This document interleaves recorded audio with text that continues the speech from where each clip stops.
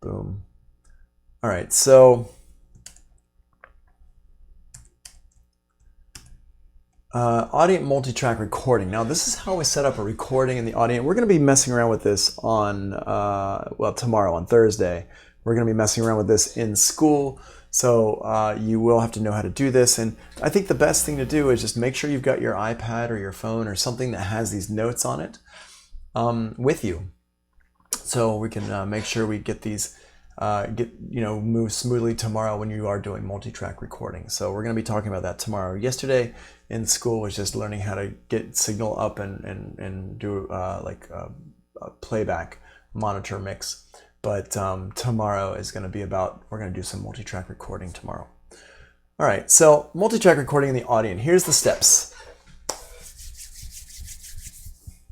Step number 1 is decide which channel you want to use and remember that channel. That channel is we're going to keep everything 1-to-1, and which means that we're going to come in, we're going to plug the microphone into the same channel, go through the same channel, through into Pro Tools, into the same channel, out of Pro Tools, into the same channel, the Audient again, and like that. So keep everything 1-to-1. So when you're in the control room, just take a look and say, okay, I want to record on channel, let's see, what example am I using here?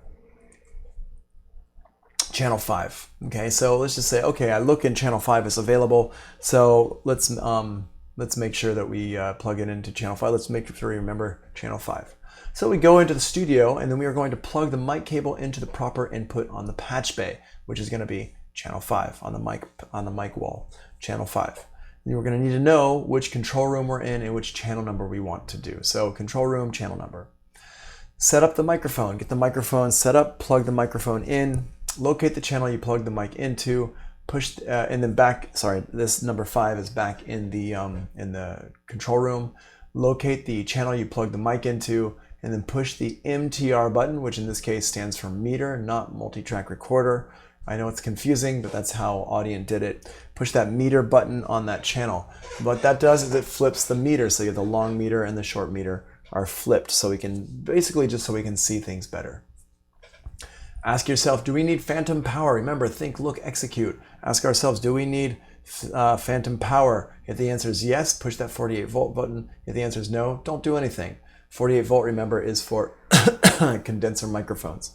Stavos says, hey Tony, yesterday I realized that while I was mixing on the Audient, I would always have to step back into the middle of the room to hear the sound, though through both speakers, because the long faders are all the way to the left. Is this normal? Sure. I mean, you want to make sure that you're in the middle of the room wherever it is, and mixing desks are pretty wide, so yeah, absolutely. I mean, it depends. If you are just have a small studio at home and you just got your speakers there, you don't need to move around at all. But if you have a big giant mixing desk and stuff is over on the left or over on the right or whatever, yeah, you have to make sure you're in the middle of the room. So always put yourself in the best place possible to listen to stuff, and you might need to move around a little bit, but it just depends on the room. It's case by case.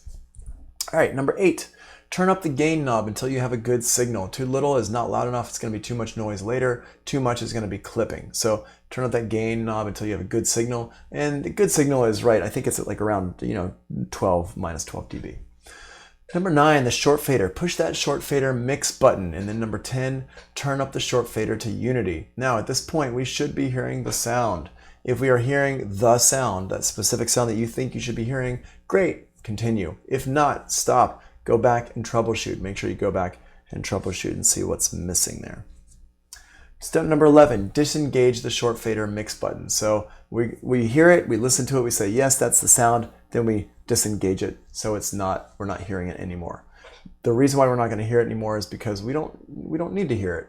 And also you don't want to double monitor. You do not want to have the mix button pressed on the short fader and the long fader at the same time. So this just kind of helps you to remember. Now, we can skip. We don't have to do Pro Tools yet. We can do the routing matrix, or we can do Pro Tools. Either one is fine at this point. In these notes here, I have it written down to go to Pro Tools and set stuff up so you know where you're going to go from the routing matrix. But you can always just push the routing matrix button right now as well. Whatever you set up in Pro Tools, whatever's got going in Pro Tools, that's the routing matrix button you want to press. So you can go ahead and do number 16 now, or you can do number 12 now. It's really up to you. So we're just going to go ahead and keep going here. Do you have to worry about direct monitoring?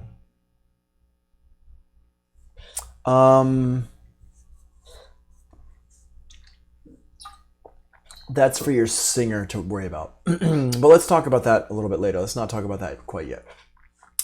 In Pro Tools, create the audio tracks, name them. Make sure you name your audio tracks. So if it's a vocal, name it vocal. If it's a guitar, name it guitar. If it's a bass, name it bass. The audio tracks are going to be mono. They're going to be mono.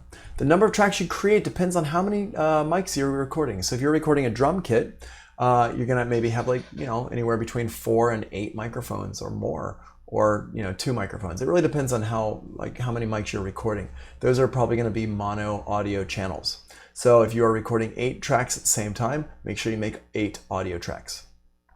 Number 13, set the input. Keep everything 1-to-1, which means that if you are on Audient channel 5, make sure you go into Pro Tools input number 5, which means you're also going to, in step number 16, push routing matrix number 5. Keep everything 1-to-1. Just means that keep the same number throughout everything. So plug it into the mic panel, number 5. It's going to come into channel number 5. You're going to push routing matrix number 5. You're going to set the input for number 5. You're going to set the output for number 5. And you're going to come back into channel 5. It's 1-to-1. Number 14, set that output. Keep everything 1-to-1. Pro Tools output number 5. Push the I button, which is your input monitoring button. At this point, you're not going to see anything happening yet if you haven't done step 16. If you've already done step 16, you should be seeing some level bouncing around there, but you're not going to hear it yet. Okay, number 16, I'm back on the Audient. Do the routing matrix. Push the button of the input you set up in Pro Tools. This should be the same channel you are on. Remember, 1-to-1. So if you're on channel 5, you're going to push routing matrix number 5. This is the part that people always forget. They always forget step number 16 here. They always forget to do the routing matrix. So I'll come in, people will say, Tony, I need your help. And I'll go into the studio, I'll go into the control room, and they'll say, Tony, I can't, I'm not getting a signal in Pro Tools. And the first thing I always do is go look at the routing matrix, because that's like 8 out of 10 times that's going to be the problem. So call me in for a different reason. All right. I will totally go in there and help you fix that problem, but let's try not to make that. Let's make a new problem for Tony that's actually a challenge. Challenge me with your problems. All right. Don't make it the easiest problem in the world. So I just come in, I'm like, oh, routing matrix, push that button. I don't want to do that. I'm tired of that. Let's make it more interesting problems. Let's make it more like, the Loch Ness Monster just came out of the wall and it's eating the control room board. That would be an interesting problem. Actually, let's not make it that problem. Let's make it something else, but something. All right, number 17. If you look at Pro Tools, you should see signal on the channel's meter. If you are seeing signal on the channel's meter at this point, hit yes and continue, or just yes, good, continue. No, go back, troubleshoot. Go back to step number 12 and troubleshoot from there, all right? Number 18, push that long fader mix button, and then number 19, turn up the long fader. You do not need to turn up the long fader to unity, just get it so it sounds good with the mix. Now at this point, you should be hearing the sound on the monitor path. So remember back here at step number 9, we push the short fader mix button, then we turn up the short fader to unity. 9 and 10, push that short fader mix button, turn it up to unity. We will be hearing the sound. It might be a little bit loud, so when you disengage the mix button at number 11, make sure you push it to unity. When you push it to unity, that means that the level you see on your console is going to be the level you are also recording in Pro Tools, and that's what you want. You want that nice hot level. Now, on this other side of things though, number 18 and 19, when you push that long fader mix button and you turn up the long fader, do not turn it up to unity, because now we're not actually recording it anymore, we are mixing it. So you're going to make it so it sounds good within the mix. Number 20, no, when I say unity, I mean to 0, where it says 0 there. That's unity. All the way up is going to be plus 10, and all the way down is going to be infinity, like 0, like nothing, silence. Put it at unity, that's the 0 mark right there. And you'll see it on the board, it says 0. Number 20, record arm the track in Pro Tools. And then number 21, record, yay. On the numeric keypad, hit the 3 key, or you can hit Command and Space, or you can hit F12. They're all the same for recording. They all record stuff, okay? Now let's do this one more time, and this time we're going to have pictures, all right? So it's the same stuff, now we just have pictures. It's just an easier way to look at it, okay? So there's your notes you can read through right here, and now we've got the pictures we can see. So now step number 1, decide which channel you want to use. Number 5. Then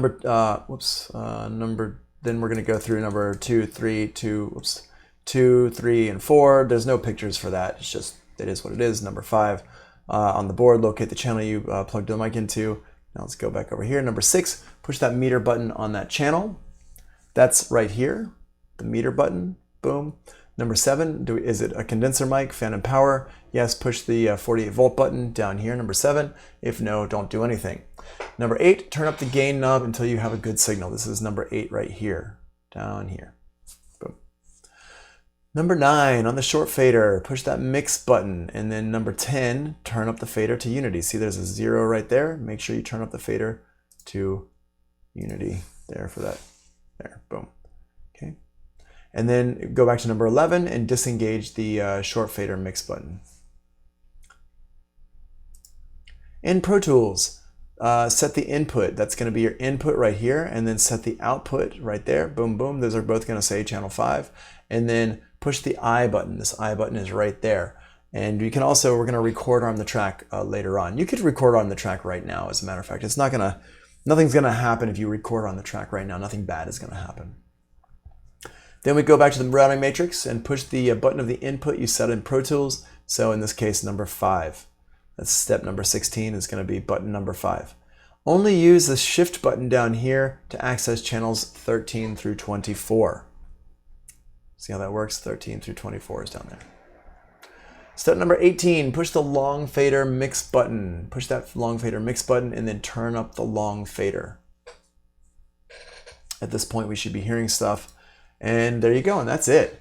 It's not that much actually. It only took us like 15 minutes to get through all this stuff. It's not a whole lot going on here with the multi-track recording. There is a lot, and it does take a long time in person, but just to go through the steps, it's actually not that big a deal. So I'm going to go ahead and stop the recording right now.